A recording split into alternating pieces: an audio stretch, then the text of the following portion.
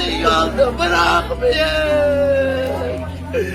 Canımla sen gelir koymuyor. Ötən gün Binəqədidə faciəvi şəkildə həlak olan 4 ofisantdan biri Cavidan Muradlının cənazəsi doğulduğu Tərtər rayonuna aparılıb. Qafqaz İnfonun məlumatına görə 27 yaşlı gənc Tərtər şəhər qəbirstanlığında dəfn edilib.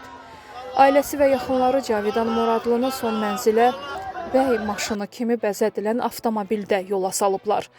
Xatırladaq ki, noyabrın 21-i Biləcəridə Lake Hotel restoranının yaxınlığında oranın 4 əməkdaşını cərəyan vuraraq öldürüb. Faciəvi hadisə nəticəsində Cavidan Muradlı, Eltac Əliyev, Emil Quliyev və Əkbər Zeynalov həlak olublar.